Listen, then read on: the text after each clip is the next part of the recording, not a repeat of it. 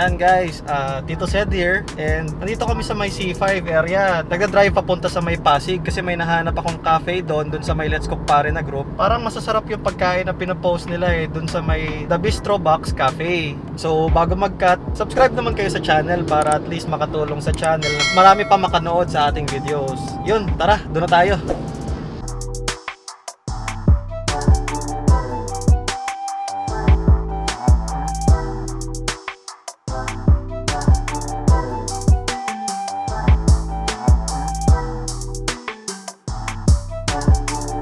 Yan guys, nandito na tayo sa may Bistro Box dito sa may Pasig. And kasama ko yung wife ko, siya yung nagvi-video kanina sa may kotse. Tara, pasok tayo sa loob.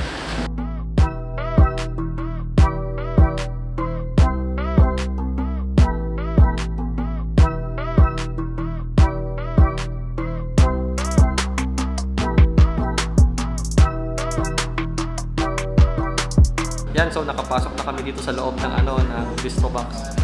Kasi cellphone lang si Teta. In-order ko na yung mga pagkain na bibili namin dito and sit tight muna kayo and hintayin natin yung order natin.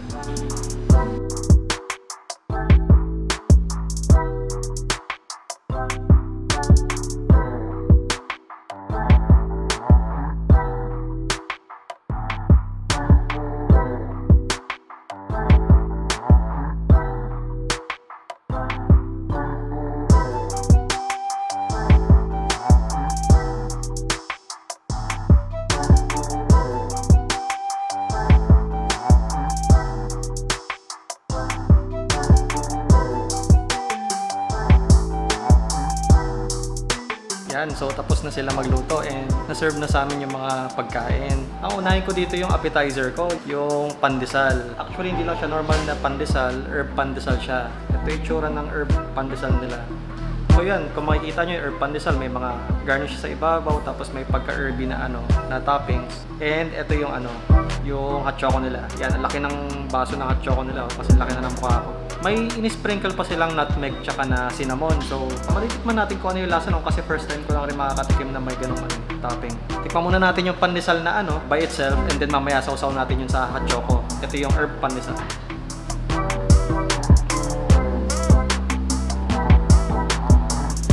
Yan. Lambot niya Yung pagkapunit ko, hindi siya lumalaban. Tapos medyo may chunks pa siya ng laman sa loob. So, tikman na natin yung isa.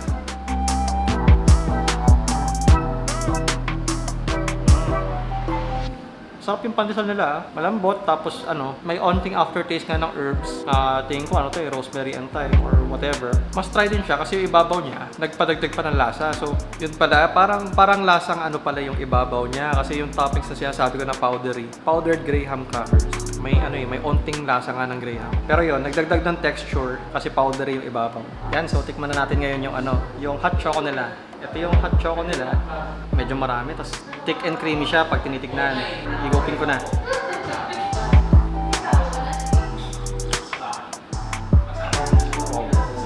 Yun nga, thick and creamy siya. Tapos may slight bitterness na aftertaste. Pero nag-balance out naman yung pagka-sweetness niya. Tapos yung hot choco niya, nutty yung flavor. Yun, nag-nutty palalo kasi may nutmeg. Tapos may cinnamon pa. May hint ng minty and cinnamon na taste. Overall, etong hot choco nila, feeling ko bagay ito sa sa pandesal nila. Tara, sausaw natin yung pandesal nila. Grabe yung hot choco. Ito, sinausaw ko na siya. Yan guys, yan yung itsura ng pandesal na may hot choco.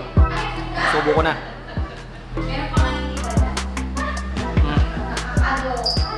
Yung pandesal nila, nag-complement sa pagkalambot niya, tapos nag-absorb pa lalo yung yung hot chocolate. And then yung hot chocolate niya, mas lalo naglasa nga talaga dun sa tinapay. Nag-jive naman yung flavors ng ng dalawa. Yan, so next nating kakainin itong grabe yung truffle pasta nila. Ito yung truffle pasta nila na may salmon. Ito yung salmon nila sa ibabaw. Laki ng piece ng salmon kung makikita nyo. Tapos meron din siyang mga shiitake mushroom. So marami siguro tong flavor na matitikman natin. Tapos may lemon din on the side. Itong lemon on the side, pero try naman natin mamaya. Malalagay natin yung lemon dun sa pasta. Gigilid ko muna yung yung salmon. Yan, gilid natin yung salmon para di siya masira. Tikman muna natin siya by itself, yung pasta, and then mamaya kasama na yung salmon. Yan.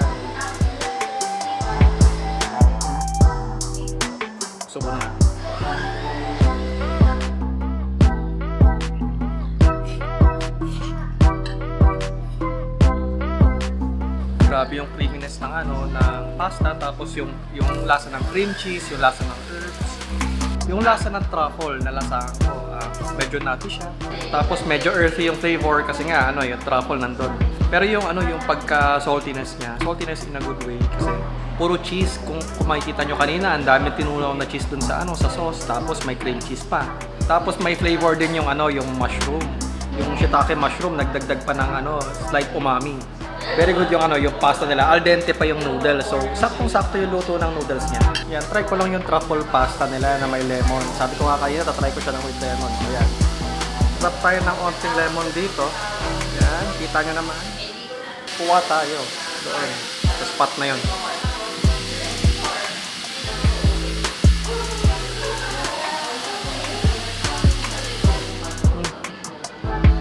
Nagdagdag rin siya ng onting asim dun sa sa truffle pasta. Talagang kapag lasang truffle is medyo earthy, medyo nutty. Kaya mas bagay pa rin sa akin yung pagka-creaminess ng truffle pasta. Nawala yung lemon. Subukan naman natin yung nila, yung salmon. Ito yung isang slice ng salmon. Ayan, medyo fatty. Tikman na natin.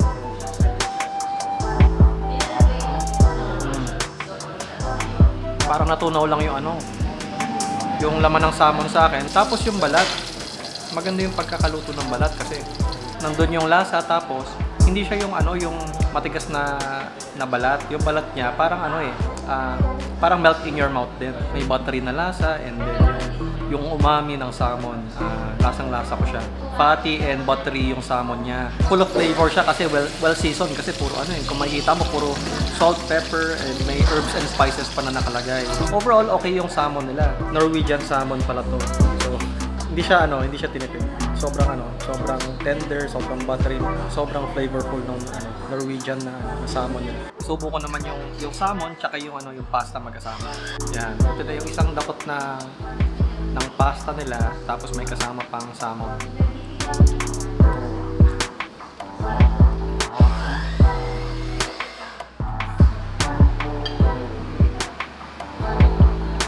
Sobrang nice kasi yung creaminess ng pasta, tapos yung pagka-buttery ng ng salmon. Nag-complement yung dalawang ingredients.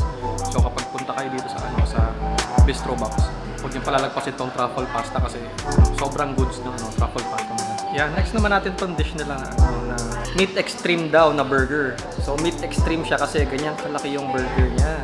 Yung patty niya, kung makikita mo, sobrang thick. May kasama pa siyang bacon.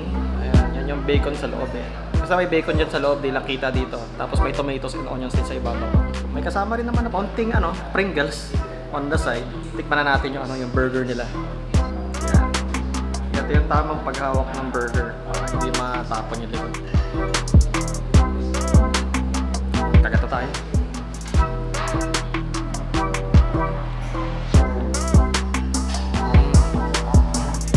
Yung bacon nila, hindi siya yung matigas kasi nasama siya sa kagat ko malambot yung bacon. Tapos yung yung patty niya, sobrang meaty ng flavor. Tender siya, and then juicy yung loob. Yung lasa ng meat, well seasoned kasi maalat siya pero hindi siya sobrang alat. May sauce pa na feeling ko barbecue sauce yung yung isang sauce, and then yung ketchup sa ibabaw na lasahan ko, then yung mayonnaise. May rin siya, cream cheese sa ilalim. Yung cream cheese niya nag-spread out sa ilalim kasi ramdam ko yung pagka slight sweetness and yung pagkaalat ng cream cheese. So ang dami kong flavors na nalalasahan. Yung bun niya, hindi siya mali-left out kasi malambot siya and masarap din. May crunch yung onions and yung tomato and yung lettuce. Overall, perfect yung texture na ng burger nila. Tapos tikman natin yung ayan, tikman natin yung Pringles. Malutong pa naman pero alam pa tong Pringles na to, sour cream yung yung Pringles na ginamit nila. Kulay puti Tsaka lasa ko yung yung sour cream. Meron drinks yung yung asawa ko na order niya. Ito yung drinks niya, yung The Bistro Box Cafe Specialty. Espresso based to na drink. Tapos meron siyang, kung makikita nyo, meron siyang strawberry sa ilalim. Strawberry ba to? Kung strawberry man to, yun yung tingin ko sa kanya, yung itsura niya. Pero matitikman naman natin. Para haluin natin yung ilalim niya. Kung makikita nyo, yan, halo ko na. Yan, Tapos tikman naman natin.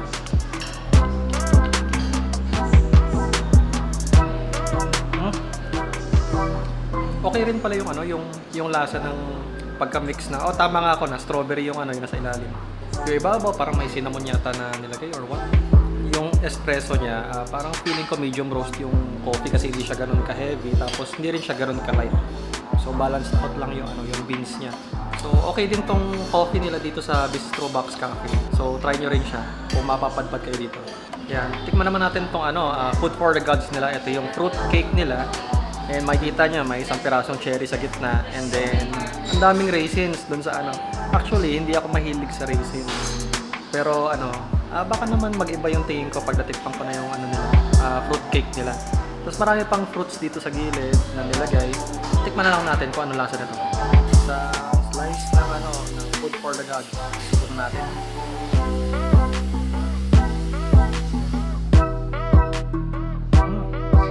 Medyo ano siksik yung laman niya sa loob. Pero ano, once na pag nakagat mo na siya, iba-iba yung flavor na nalabas. So, may lasa ng raisins nga. Yun, raisins. Tapos may ibang fruity taste na ano, may pears na nalalasan or apple man yun.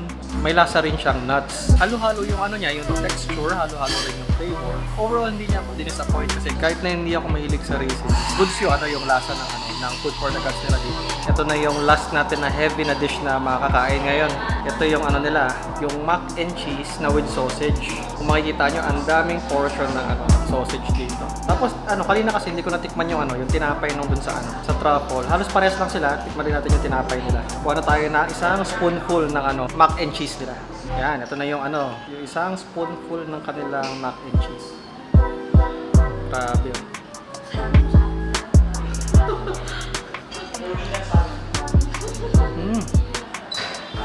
Unang subo ng macaroni, sarap ha. Yan, naubos na yung ano, yung unang subo. Sobrang creamy. Tapos, yan, may herbs and spices din na aftertaste. Sobrang generous niya sa cream cheese siguro kasi lasang-lasa ko yung cream cheese. Actually, puro cream cheese na yung mga kinain ko kanina.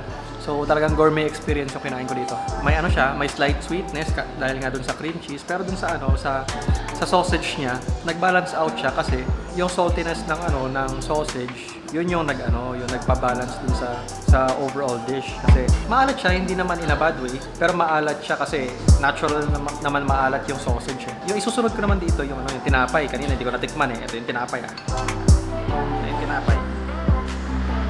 Sa ilalim wala siyang mga herbs at saka butter na nilagay, pero sa ibabaw meron. So kainin natin siya by itself.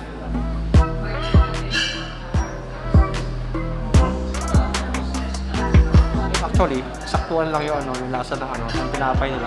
May onting buttery taste, pero nagko-complement lang dapat talaga naman to sa sa pasta. Pero yun, okay din siya on the side itong tinapay nila. Yan, so yan si Lex.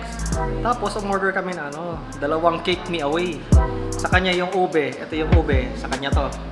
Tapos sa akin tong blueberry. Ready to eat na siya. Titikman namin ano itsura niya sa loob and kung ano yung texture niya kasi matagal siguro to naka-freezer or naka-ref. So, yan, buksan na natin yung isa. Buksan ko muna yung yung blueberry and cheese, tapos si Lex magre-review na itong ube and cheese. Yan, ang cute pala ng loob kasi parang blueberry cheesecake yung dating. May blueberry dito sa sa ibabaw. So, ito naman yung sa ube. May ube and cheese talaga. So, okay naman yung presentation niya. Anuhin na natin siya. Dig in na tayo dito sa sa blueberry and cheese. Ayan, ito na yung isang dapat na blueberry and cheese. So, kung makikita nyo, isang malaki yan. Kaya nga, ito nga, sabi nga sa sa harap, if hungry, just eat one sitting, no one cares. So, pwede mo ubusin yung isang ganito, na isang upuan lang. Subo na natin.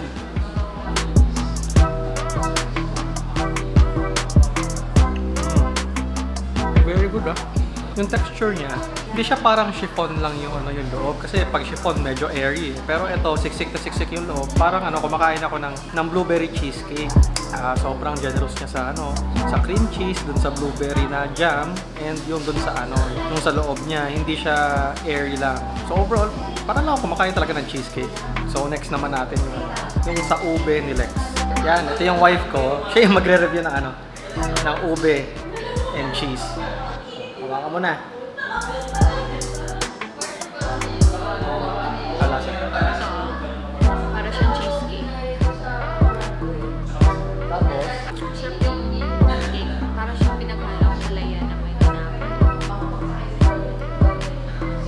Sobrang camera shy ng ano ko, ng asawa ko guys. Pasensya na kayo. Kahit na ganyan yung itsura niyan, nasasarapan naman yan kasi baker din yan.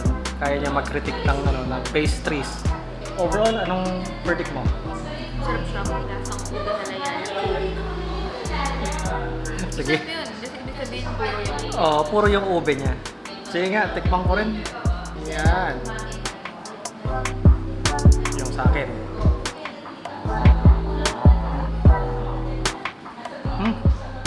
Medyo nahirapan akong nguyain kasi moist siya. very compact yung bread. Tapos compact yung ano, yung ube. Tapos yung cream cheese, yun pa rin. Kaya na pa ako nakakain ng cream cheese, so medyo nasusobra nata ako sa dairy. Pero masarap siya, masarap yung ano, yung take me away nila. Sa ube and cheese, para kumakain ka ng halaya na may cream cheese. Yung traditional na puto na ube, parang ganon, pero ginawa siyang cake sa loob ng jar. Ganon siya. Okay, so tapos na kami kumain dito sa sa Bistro Box Cafe. So overall, yung experience naman namin dito ay okay yung ambience, lalo na yung ambience kasi simple lang yung ambience niya, pero homey and feel mo na yung holidays. Ayan, meron na silang mga decorations na pang Christmas kung makikita nyo. Yung food, lalo na yung food. Yung food nila, goods na goods. Tapos okay din siya tambayan. Yung drinks nila, lalo na yung hot chocolate. Kayang-kaya nila labanan yung hot chocolate ni Mary Grace. Tapos yung pasta, lalo na yung truffle pasta. Favorite namin yung truffle pasta dito. Pati yung salmon, Norwegian salmon yung ginamit nila. Okay na okay experience dito sa The Bistro Box Cafe. Like, share, and subscribe if you haven't already. And click on the bell icon para at least makita pa na maraming tao yung mga videos ng channel natin. And hanggang dito muna si Tito Sed, signing off muna. Hanggang sa susunod na video ulit. Thank you guys!